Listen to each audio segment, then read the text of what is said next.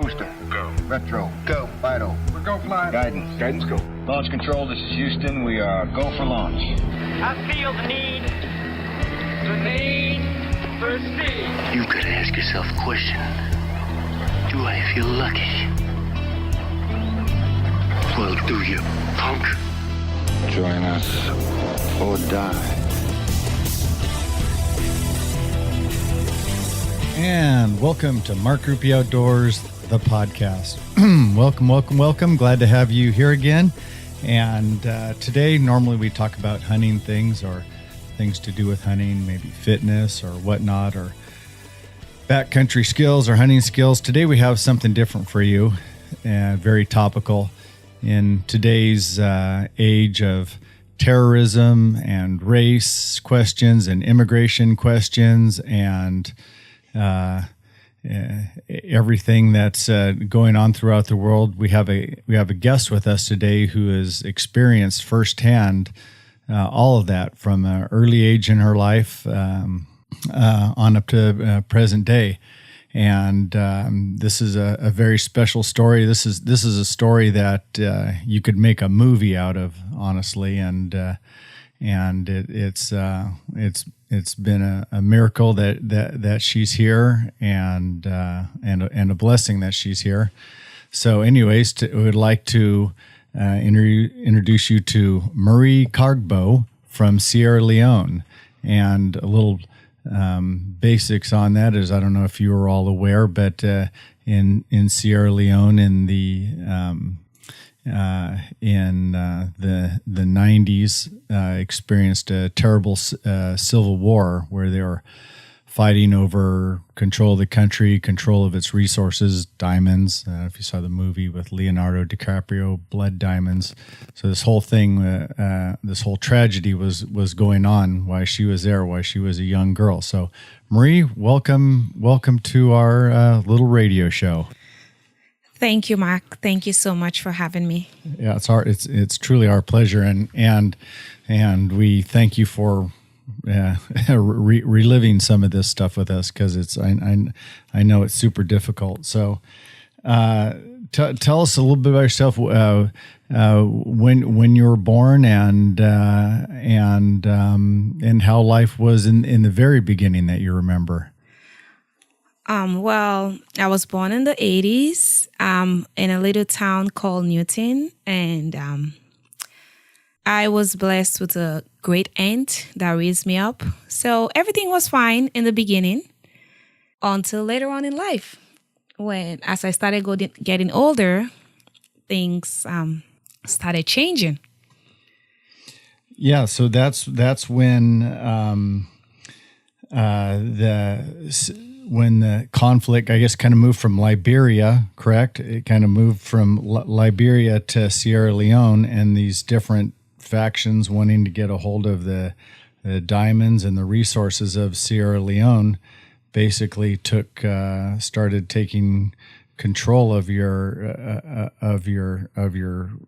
country. So in Newton there, you started experiencing some of this, but mostly what you were hearing and seeing coming into your town. The terror wasn't there yet, right? Yes. So when I was in our village, actually, I would just use our village because it's easier to remember, to get a picture of what I'm trying to say.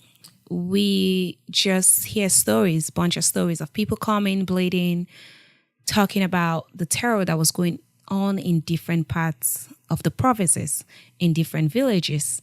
So at that time, I didn't have a full picture of what the war was all about. All I heard is story. My son have been captured. My daughter have been captured. They have my daughter. Or people coming with broken hands and saying, or people coming with gunshots, wounds, and saying that they're coming. And so that's all I heard at that time. You're saying broken hands, you mean like missing hands? Missing hands. Missing hands. arms. Yeah, arms, hand. Yeah. So basically, the rebel will ask you if you want a short sleeve or a long sleeve. So if you want a short sleeve, you miss your hand, right? And if you want a long sleeve, you miss everything. So you don't have anything That's a heck of a question to someone have to I ask feel you. like I'm not even explaining it No, right. So they cut from your right. elbow Right. downwards if you want short sleeve, and long sleeve they'll cut from your shoulder downwards. Wow. And So- they just took a machete. Machete, yeah. Mm-hmm. And so people were arriving in your little town like this In and different shape, in all kinds with of different shapes. all kind of gunshot story wounds. that you think you don't believe it's happening because it's just stories. You just seen it and you don't understand. Not that you don't believe it's happening because you see it in front of you, but you don't understand what it means to be in the situation that it just came out of. So after a while, then they started getting closer to Newton, and so what started happening then? So the rebel will capture towns and villages. Little by little, they start approaching our village. So all of a sudden, they were like, "Oh, the rebels are coming." I remember I was little by then. We have to go because when you hear they're coming, which means you have to leave, right? Or when you pack your belongings, you flee. That's everything that you would do to save yourself. So we moved, we traveled to different towns until we get to Waterloo, where there are transportation. Because when the rebels are coming, there is no car, there is no transportation, because everybody's basically fighting for survival. And so you're about like 12 years old. I was or about so? 12 at that time. About 12 years old this time. You had About brothers. 11, 12. I have 3 brothers and a sister. 3 brothers So it and a was sister. 5 of us, 5 siblings, 4 siblings. So you move from town or village to village just to trying to stay safe, and your last journey was through the jungle to get to Yes, get to. because that's the only way you can travel. You can't travel through the roads because the roads, the rebel are trying to take over the roads, the transportation. So you have to go through the forest to get to wherever you need to go. So we have to go through the forest 4 miles, which at that time it seems so long actually for us to get to Waterloo. Waterloo, we took a bus and then went to Freetown. So Freetown was where we were. We settled down in Freetown for a couple of years before. Okay, so the rebels hadn't made it to Freetown, which is the capital of Sierra Leone, and so you were fine there for a couple of years. Yes, we're fine. We're settling down in Freetown. Mm-hmm. And then fast forward basically to January 6th of 1999. Yes. And what happened then? Well, that was when the rebel entered Freetown, the capital city. And that was their goal, was to take over the government. So they came at night, actually, and they were running. As you know, the rumor normally go, they come in and then you will run, right? Mm-hmm. So people were running and, saying, "Oh, they're coming," not knowing that the rebel were part of the crowd already. You hear the gunshots far away and then you hear it close by. Because in the middle of the crowd, the rebel will take out their guns and start shooting people, But luckily for us, my uncle was like, "You guys we're not going out because we don't know who is on the street right now running." So we stayed in the house throughout the night where we hear the gunshots and everything. And in the morning, we find out what was really going on. By then, we have our neighbors. Some of them are stuck on the gates because when they realize, oh, the rebel are part of us, they want to come back into the house. They couldn't. The whole family was spread right in front of their gate. Some of them holding the gate, trying to open the gate. So they were just shot down as they were trying to get back home. They were just shot right in front of their house. Yep. So people were killed on the streets as the rebel were going because that's how they were creating more panic. True terror. True terror, yeah. So, but during that time, we have different checkpoints that was set up by the government because people were coming, people like us that were coming from the village. You have to go through certain checkpoints to make sure you're not part of the rebel, you're not carrying any kind of assault weapon, So, and those checkpoints were mined by the ECOMOC.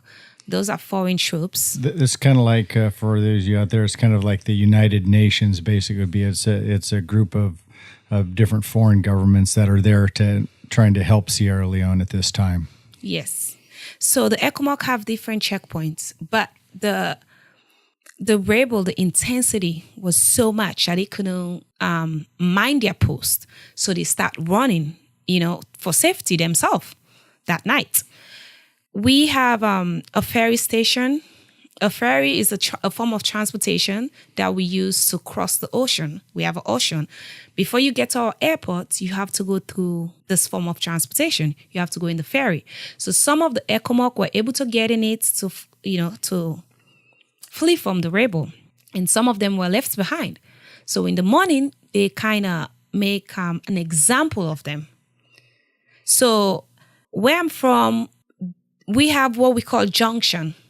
Junction is where everybody meets, where the talk goes on. Mm-hmm.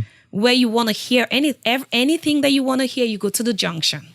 So that is where the rebels set up their spot to make an example of the Ekomok soldier, of anyone that's trying to be defiant, of anyone that doesn't want to obey the rules that they were setting.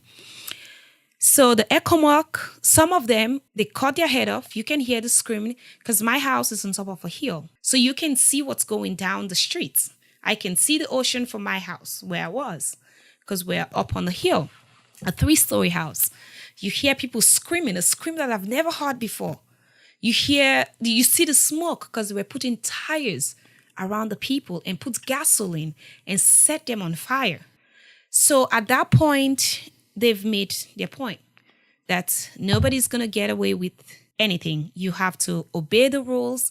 These are the rules. You stay in your house until you're asked to leave. And so they came to your house while you were there and counted you, correct? Yes, because they have to know who is in the neighborhood. So they went house to house and see who is in each house, the head of the house, the children and everything. And they take what they need. You have food or whatever you need, they take. We have a police barracks, like a police headquarters, that is not far away from our house. It's housed about 100 or so, 50 people, family at a time. So the rebel have taken over that spot. That was their base. And it wasn't far from my house. So that's why it was so intense for us, because they were there and they know everything that you're doing.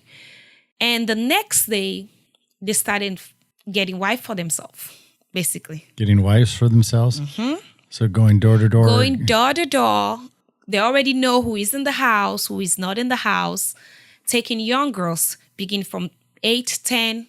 You start going through puberty, basically. They can tell. And they can take you for the night. Or if they want to keep you, make you their concubine or whatever you want to call them, they will keep you. Or if not, they'll return you the next morning. So at that point, my brother was like, we can't leave them here, because it's... Talking about you girls. Yeah, about us in the house. It was 3 of us in the house. It said, because they just went to our neighbor's house last night, which means tonight, it's our house. It's our turn. So my brother took 2 of us, my brother and my uncle, 2 of us, because my older cousin, she had a baby by then. Mm-hmm. So she wasn't thinking, she said she's not leaving because she doesn't believe anything was going to happen to her. Because back home, when you're a suckling mother, you don't have sex. So basically she was thinking that, I have a 3-month-old child. No one's going to touch me. Nobody's going to touch me. So, and we believe that too. So we left and she was there. And so basically they made an example of her because they were mad. Because you were gone now. Because I was gone, so was my other cousin. We were not there. So they rape her right in front of the family, in the living room. Because when they come, they have everyone sit in the living room so they can see your end that you're not moving. So, but thank God, Daddy didn't touch us. But sad for her because she have to live with that. I've not even seen her since then. Where is she? Do you know where she's living now? I have no idea. Because she was my uncle's relative, my aunt's husband's relative. So she wasn't like my first cousin or anything. We were just meeting together because of the war. As people come from different places, you move to where it's safe. So we have a bunch of different family members that you've never met before. Mm-hmm. All of you guys are sharing the same space. Mm-hmm. So I don't know her personally, but we met there. So we're all living there at that point of time when that happened to her. But Luckily for us, we were not there for that to happen to us. We went to somewhere where it was not that intense at that point. But then later on, it's getting intense because the Ecomoc are trying to fight them back. So as the Ecomoc are fighting the rebel, they will become more aggressive with the civilians. So they have a statement, Operation No Living Thing, which means if the Ecomoc are going to push us out, we're killing everybody. Okay, so the rebels were just going to kill. They were just killing. If now it's so dangerous. If you're on the street, you're dead. You're on the street, you're dead. They have checkpoints. The rebel have their own checkpoints as well as the Ecomoc have their own checkpoints at this point. So we were basically trapped in between two forces. And then the Ecomoc, they started killing you also because they didn't know who. They didn't know who was who. So now pretty much everybody's killing you. Yeah, you don't know. They don't know who the rebel were because the rebel were just like like ordinary people. So they couldn't differentiate. So if they have any suspicion for some reason that you were part of the rebel, you're gone. That is how it was. And for us, the fear was you don't know who to trust because you're seeing somebody with that's supposed to protect you is killing civilian people that you know. Because as I told you, Mark, our neighbor's son was shot right in front of us. Yeah, and because they thought he was a soldier, and so they just drug him out into the street and shot him. Yeah, because there were a bunch of kid soldiers at that time. There were a bunch of them. I remember we went to fetch water. As I told you, we needed water really bad. And I was even older than this boy. I was 12. I was even older than him, I can tell. But he had a rifle, really long one, and he was giving everybody's order what to do and what not to do. So the Ecomoc cannot differentiate whether this is a kid soldier or just an ordinary kid. Because the kid soldier were even more dangerous than the grown-up, the kids rebel. Because for some reason, they'll already use them to kill their own parents. So they don't have anything to live for. And so when you told a story of your uncle with the Nigerian teachers. Yes, my uncle have a couple, right? A husband and a wife that came from Nigeria. They were school teachers in our local school in the area. So, but when the rebel came, Nigerian basically made the population of the ECOWAS team. So the Ecomoc, the Ecomoc, more of them are Nigerians. So they were the one fighting the rebel, right? So let's say you have soldier coming from Guinea, the Gambia, Nigeria, Senegal, right? Those 4 countries. But 80% are Nigerian. So the rebel look at them as an opposition. They look at them as their enemy. So that was their target. So whether you're a civilian or you are a soldier, they're getting rid of you. So my uncle, this Nigerian couple, they were renting an apartment. I would just use the word apartment, right? From my uncle. So my uncle was like, okay, I'm going to keep them in the basement because I already know what they're going to do to these people if I let them out. Because we were open that the Ecomoc were going to take over really fast. We didn't realize that it was going to take them a while to be able to drive these people out. So somebody told them that my uncle is harboring Nigerians. So they went in the house, dragged the Nigerians out in the streets, burned them, put tire, lights fluid on the couple. It's like a scream you've never heard. It's like a smell that you've never smelled before. When human being is burning, it's a smell that's... yeah. So then my uncle dragged him out of the house and decapitated him right in the middle of the streets. That's... It's a scream that and as I told Michelle, it's not everything that I can even talk about. Because sometimes it's like you want that part to be over with. Yeah. You don't want to. And I'm talking and I'm shaking. I feel cold in my tummy, But this was what happened to him. That was the end of his life. And so they have to take his body. But thank God they give his brothers, my uncle's brother, the opportunity to bury him. So they were able to go beg the rebel. can we please at least, don't, because there were many people on the streets. There were many dead people. I remember us trying to move from place to place. You jumping over dead body that are already swollen. That's something that I are don't already think, burnt. Yeah. That's something I don't think anyone can even fathom. I mean, we talk about, sometimes we complain about how things might be here in this country, and we haven't even sniffed the evil that had taken over your country. It's horrific. Then, so you finally got the safe place to go was. We have a place. They were telling us to keep on moving towards the east. Keep on moving. So we have the ferry station, because ferry station is close to where the ferry was that people used to travel to go across the ocean, right? And so families were already looking for their families all over. And luckily for us, my cousin lives in London. So because it was all over the news, it was everywhere. Every news you turn, they're showing the stuff.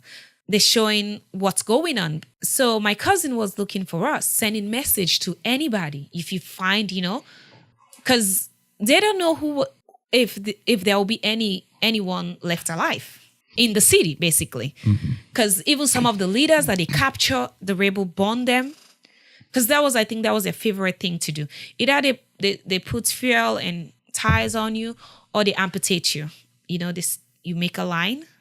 And luckily for us, they just line people up and start. Because there is a rule that you should not go out on the streets. People are trying to escape. That's what you do. You go out to try to find your way to find a safe spot. The ECOMOG are telling us to leave the house and go towards the ferry station, and the rebel are telling us, you move, you dead. So when you move and you get caught, they line you up. So they have checkpoints where they line people up, actually, giving them long sleeve, short sleeve. And my dad was saying, I'd rather die than these people,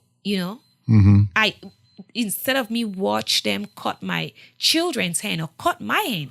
Right. He said, there's no point of us leaving. We might as well be dead. Because at the end of the day, they're going to kill us anyways. Right. If we don't get evacuated to the ECOMOG, they're going to kill us anyways. So there was that fighting. We're in between the RPG, everything. Houses are coming down. We have Alphabot, that's what we call it. It's a military plane that drops bombs. So we call it the Alphabot, right? Because when you don't even hear it. You just hear boom, boom, boom, boom, boom. Everything is falling down. And as I told you, we have the army barracks. Buildings are going down. People are screaming, all over the place. So those images that we're seeing in Syria and in the Middle East and stuff like that, the bombed out. Yes. You're living in that. I'm living. You're living in that. And I'm freezing every point. I can't move. There's a certain point they say run, I can't run, because instead of running, my whole body just freezes. Shut down. My mind, I'm blank. I don't even know how many times I went blank, And so finally we're able to get to the ECOMOG, were able to come line us up. They did their own thing, burned some houses, killed some people that they thought were rebel. And finally, we didn't get killed. We give God the glory for that, me and myself and my aunt. And there was a guy that my cousin in London knew that was looking for us. He said, please help me find this person. So people are going everywhere, screaming names, And then you'll be like, yes, I know that person is down there, So that was how this guy was able to find us. Wow. And he told my and then he took us with him, right? And then he told my cousin, I found them. And he was like, whatever it takes, I will pay the money for them to get out there. So then he gave the guy money because we don't have any papers. We don't have anything, like zero. Nothing. No identification, no nothing. Nobody even know who we are because we're in a different part. So then he went and then they did the paperwork. We don't even have pictures on the paperwork. Literally, right? So we can go to refugee camp. So you can go to a camp. So we went to the Gambia. That was where we at. And then we met with Pastor James, right? because he's a preacher. He wasn't. He's still a preacher, going places. Now, were you a Christian at this time? Yeah, I was growing up as a Christian. I grew up as a Christian. We're Anglican, right? Because we're colonized by the British. So you have the Anglican, the Catholic, that kind of stuff. Well, Anglican is part of like the Catholic faith, sort of. We do the baptism and all that thing, right? So we were Anglican, so we consider ourselves a Christian. But I wasn't a born-again Christian. But I knew I had to say the Lord's Prayer a lot of time. No, honestly, I remember saying the Lord's Prayer. That is all I can think about saying is the Lord's Prayer. Our Father who art in heaven, hallowed be thy name. Thy kingdom come. That's all. It's crazy, but I did remember that. Just reciting that over and over. Wow. So you're in a refugee camp in Gambia. So we're finding a place to go because everybody have to find like So we're like it's sort of like a refugee camp. You need to find a place to go because the Gambia government to have to protect his own people and all that kind of stuff. They don't just let anybody come, try to know what's going on. So we thank God for Pastor James who always come and minister to us. Always come. And then finally, my cousin in London sent money for us to get a place. Right? So then the pastor is like, I have a place. Why don't you guys live here? So then that is how come we started settling back again into Gambia. After a few years, I started going to school. But still then I was having so much trauma. If I see somebody who's combat, the army stuff, I would just freeze. If I hear a loud noise, no matter where I'm at, I just sit there and I would just go blank. And I remember my adopted mom praying for me. She passed away, Matty James. I pray God give you sound mind. Not the spirit of fear, but of sound mind. I remember her praying for me for years, just so I can get out of that mindset. Yep. So then I was there in the Gambia, graduated high school. My adopted dad would travel to different places and they would ask him about his family because he loved reaching out to different people. So it would be like, yeah, that's my daughter. And it was like, oh, really? It's like, yeah, this is what happened to her. This is how come I have her now. Because my aunt have already traveled to London because she didn't give birth to me, so she couldn't take me with her, right? Because her daughter had filed for her. So I have to go through another procedure from her, completely different. So she begged the pastor, please, make sure that she's safe. I'll come back and get her. And that was a tough time for her, for myself too, because she was the only safety that I know at this point. Leave. Yeah, and then she had to go, right? But then she couldn't do anything about it, So she's like, I will come back to get my daughter. I will come back because she considered me her daughter. And the pastor is like, don't worry, I'll take care of her. She will be fine, And so when I graduated high school, there's this, my adopted dad came to the US and there's a program called Master's Commission. And there's this amazing lady in Utah, Lynn Wilson, was talking to my dad and he's like, yeah, my daughter just graduated. And the lady's like, I think she should join Master's Commission, I think that will help us so much because he would tell her about the things that I'm still going through. Because at that time, I'm not able to open myself up to people about a lot of stuff, And I've not even shared everything. No, I'm sure. There's some stuff that I feel like I know there are a lot of things I haven't dealt with the right way, but I'm trying to do it the best way possible. It's so horrible. I mean, the stuff that you've shared with us already is so horrible for a human to have to endure that. I could see if there's, worse things than that, how you would just have to sock that away. Just say, you know what, I'm not ready right now. Maybe I'll never be ready, but and I am married too with kid, and it's crazy that there are some things that I can't even share. It's just like I just want it to be. Just wish it never. Just when it never happened. I'm trying to forget it, but I don't know if I can forget it. But it's like just trying to suppress it. Yeah, it's like I'm so focused on building tomorrow that I'm afraid to look back on yesterday, I guess. Yeah. Well, no one, I don't think anyone can blame you for that. So now you got through this master's commission and through that's how you came. That is how I came to the US, and she tried so hard for me to come over here. But by then I already graduated. I just graduated high school.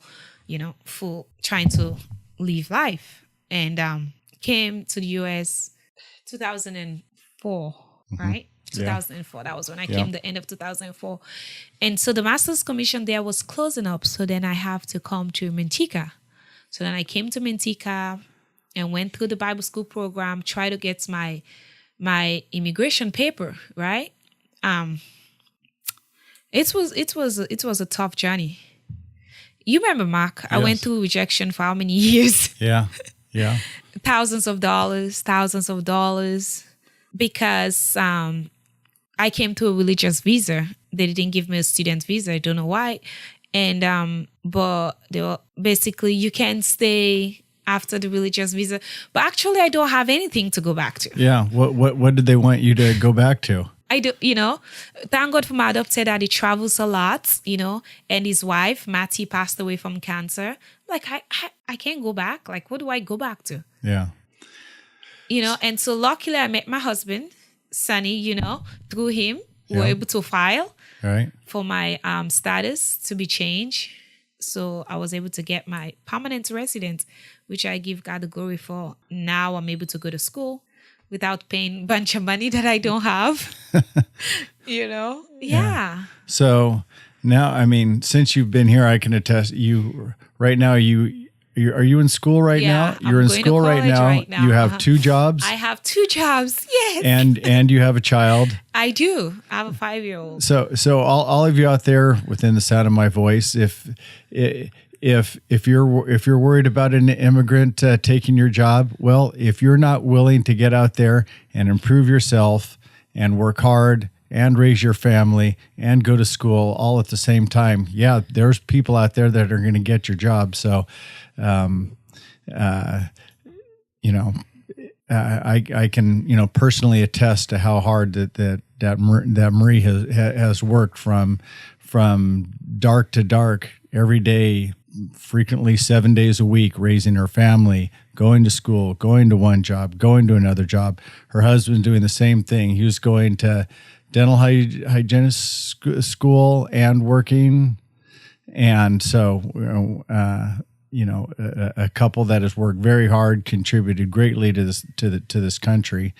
And just something I want for everyone to, have in their brains when it comes to this immigration stuff is we all want to be protective of this country. We don't want people pouring in here that we don't know anything about. But when we look at some of the atrocities that are going on around the world and that people are experiencing, when you start, like me, you start getting a human face to this, where you look at these people in the eyes that have been through some of this stuff, and I think you have a little bit different perspective on having a tender heart for having people get a chance at this great country. And like I say, not that I'm saying to open the borders and let people pour in, but there's certainly room in our hearts and our great country for people like Marie, and we're so happy you're here. As far as race, have you experienced racism? Have you experienced warmth? What are your thoughts as we talk so much about that in this country, and not, you don't need to make a political comment, but just what's your experiences as far as all that balance? My husband and myself, we're both from West Africa, and we had a rough life, but we also have a lot of discipline, a lot of self-control, probably through the hard time that's developed that in us. So when we look at it, when we talk about race and all this stuff, we take away the picture that the goodness that we've experienced is way more than few people's ignorant comments. And I've shared with you too stuff that people would just say, some dumb comments, but those are people that don't know you. Yeah. The people that know me, and when I came here, honestly, as the person that walked me down the aisle, John, he's an Italian guy, right? Yeah. And he loved me. And up till I'm an older woman now, he said, "Baby Marie," and he poured thousands of dollars just for me to get my paperwork. You know, so the people that make racist comment or act that way, the people that don't know me. So that doesn't really leave that much impact in my life. And The people that I know, the goodness that they've shown me, it's way above any negative things that I've experienced. Way more than that. So I cannot even compare them, you know, or put them in the same scale. We're always going to have ignorant people. And we're also going to have people that sees people for who they are. And I've had a lot of people that sees me for who they are and respect me and honor me and support me and have stood by me in tough times. And as an immigrant, do you? I know. I think you've experienced some things where people. Oh, you're from there. They don't. You know, you're from West Africa. They don't. I mean, besides skin color, just you're different. Or Well, when I start working at my job, you know, because you have to start somewhere. You have to build from somewhere. I believe in that. And you'll make it. I believe in hard work. I believe in commitment. I believe in dedication. I believe in the power of God that is able to change anything. When I got as a waitress, a server job, and I have a thick accent. And some of the people that were just busting the table and all this stuff, they were mad because how can I get the job that I can't even talk to the people? And I'm like, well, I don't know. I guess God did it. But it's my personality, you know? I talk to them and the people love me. So I did my job and they will try to turn things. Oh, they're doing this to me because of this my color or this. I'm like, no. If you give 110%, people are going to see it. They're going to be nuts enough not to see that. yeah, so people are complaining about their condition or their color, and you're going, forget that. You start working hard. You start working hard. You start committing, and it'll come your way. It will, and they will see it. Because who doesn't want a good worker? Who doesn't want a hard worker? Yeah, I mean, if you're a businessman and you ignore hard-working, ethical people, if I'm bringing you money, then you're gonna keep me. Absolutely, right? Yeah. But I'm like, if they feel like you're wasting their time, their resources, why are they gonna continue giving you opportunity? But you see young people of all races just come into where you work, and they just don't want to work. They just don't want to work. Nope, it's too hard. They will quit. They will walk out. First day, second day, without even giving notice or anything. Just this is not what I do. This is work, and out they go. Yeah, that's amazing. It's crazy. But guess who? Still back there, the Mexican. They can't even speak the English well. As crazy as that sound, they're there for years, and then you see the young kids. I can't do this, and they'll just use some choice of words and walk out. I'm like, wow. In the beginning, I was shocked. I'm like, and some of them are not that young, Mark. Some of them have children. I'm like, how are you going to feed your child if you just walk out on a job when you don't have another one? Because I know you don't have another one. I've been talking to you this past few days. Mm-hmm. Well, Marie, this story has been great, and I mean, if you can call it great, but it's certainly a miracle of God that you're here. And although I wouldn't want anyone to go through what you've had to go through, certainly God has dropped you into our lap. So we're certainly blessed to have you in our lives, and I know this country is a better place to have you here too. Oh yeah, so. Definitely. My life, I won't be living the life that I'm living right now for sure. Be able to give to my son what I never had. It's a blessing. Well, thank you very much for coming and sharing your experience. Thank you, Mark. Thank you for having me. Well, Ryer, how can people find us if they wish to hunt us down in these social media days? Well, you can find us on Instagram and Facebook at Mark Grupe Outdoors. That's GRUPE. You can also find us on our website, which is www.markgrupeoutdoors.com. And if you want to go straight to the podcast page, just do markgrupeoutdoors.com/podcast. And you can find us on YouTube under Mark Grupe Outdoors. Again, not surprising. And, we're around Lodi, California. So maybe you'll run into us at Safeway sometimes. Staples. We were there this morning. So really anywhere you can find us if you look hard enough. Well, thank you all very much for tuning in and listening, and we really appreciate you, and we hope that you found some value in this story, and we've certainly feel privileged to being able to share it. So, and we said this last time, but certainly for this story, I think it's something that really needs to be shared and put out there for people to hear, especially because you really don't get a perspective like this often, if really ever.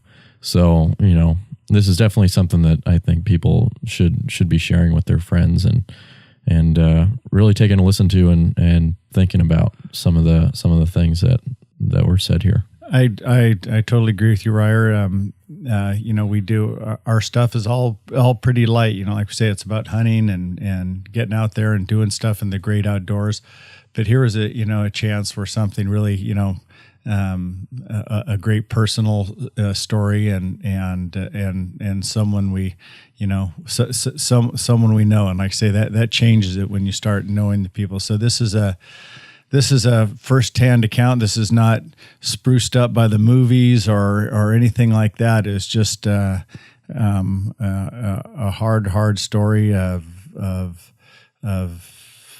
perseverance and terror and grace of God all at the same time. So anyways, I hope you all have enjoyed listening to that, and we've certainly enjoyed bringing this to you. So if you do like it, please share it with someone. Tell someone about this podcast, and especially about this broadcast, and they may find the story interesting. It may touch their hearts like it's touched ours. So thank you very much for tuning in, and we will see you next time at Mark Groupie Outdoors, a podcast.